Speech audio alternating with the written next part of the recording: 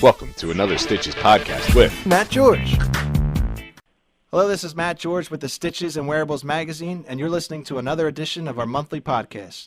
Today's guest is Glory Borgeson, business coach, speaker, and author of Catapult Your Business to New Heights, Surefire Strategies to Increase Profit. Today we're going to talk about taming information overload and how doing so can boost profit. We will also address the best way to refocus on priorities and still keep up with information by simply outsourcing the sorting out. So hello, Gloria, how are you doing today? I'm well. How are you? I'm doing fine. Now, how can an individual outsource the sorting out? You know what? Let's start with one other idea, and that's that your time is money. So the more time you can spend on activities that lead to your higher net profit, the better. So that means spending less time on tasks that are low-yield tasks, and I mean things that contribute very little to the bottom line. So when you say, how can you even start this with the sorting out? Let's talk about the stuff that takes up your time, like the newsletters that come into your inbox or into your regular mailbox, all the information on the internet sites that you just love to spend time reading about, anything that you enjoy reading that might give you some great ideas to your business, but it takes a lot of time to get there. Mm-hmm. So all this information comes your way. The first question is, who's going to do it? Who are you going to delegate it to? Well, the first obvious answer would be an employee, if you have the type of employee who can do that kind of thing. But the second idea is this outsourcing idea. So you've got a few options. The first is to bring in some kind of virtual assistant, especially if you're a really small business.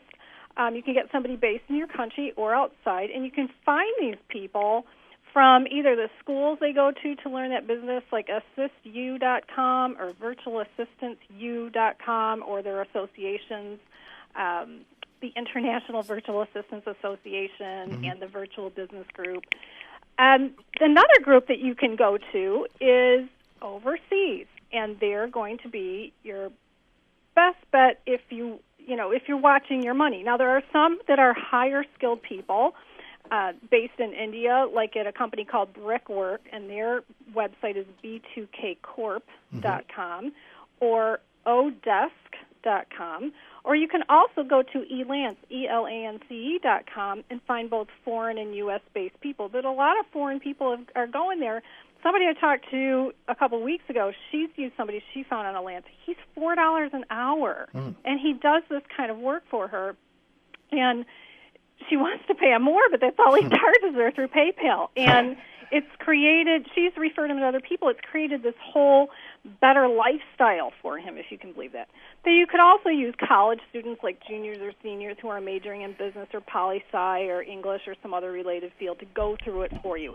Then, the next question is, what should you give them? What are they going to do? Let's just call them the admin. Now, whether you're delegating or if you really have the employee, you want to give them a clear description of what you're looking for. Like, what is that nugget of information that you want that would really make it worth your while if you were doing it, but it's taking up too much of your time.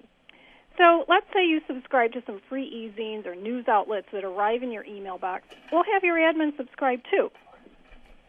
And if you have a paid subscription that arrives by email, you or someone else is going to have to forward those emails to the admin. For online information sources that you really like and once in a while you find that nugget, send your admin to check there daily. Now, if you get anything in print that don't have an online option, you're going to need a local person to go through there. That's where your college person is your best option, because you're going to need somebody. You're not going to put it in the mail and send it to India, All right. And then you also want to give your admin really clear examples from your information sources of what you're looking for and how you want it communicated back to you. So then the next question is, what do you want from the admin? Well, you want the admin to deliver a summary version of these nuggets that they find that are directly related to what you need to know. So it means a copy and paste of text, either to a Word document or in the body of an email. You don't need the links. The links are going to get you in trouble if you're the type of person who spends a lot of time looking at these kinds of things. Now, the first few times your admin does this task for you, it might not be exactly what you wanted. So you might need to take a little extra time up front to communicate again what you want and what you don't want so that he or she has the opportunity to get it right in a short time. Now, so far I've been rattling off. Do you have any other thoughts or questions before I go on? No, keep going. You're doing great. Okay. So that's what you want from the person. So it needs a little communication back and forth before they really get it synced up into what you want. All right. So now you're getting your nuggets of information. You saved some time. So now your question is, how do you know you succeeded? All right. So now let's say you were spending an hour to an hour and a half, let's say 90 minutes a day, going through all kinds of information between the newspaper, the email, the whatever it is that you go through.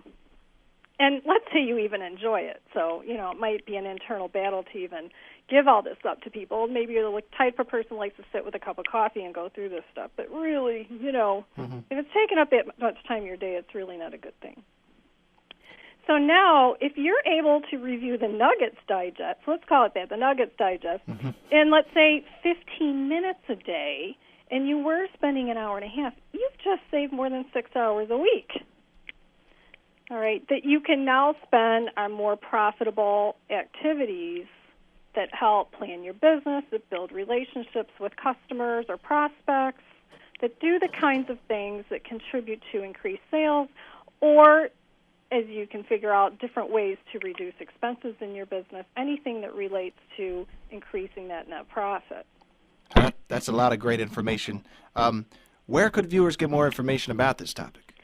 Well, I did write a lot about this and all kinds of related topics around it in a book I came out with this year called Catapult Your Business to New Heights. And in the book, it goes over this idea in more depth, including walking you through all the different activities in your work week, analyzing it, and developing a strategy to get the low-yield activities off your plate, and then getting the high-yield activities on your plate so that you start to see some of these things turn around and start seeing more money in your bank account.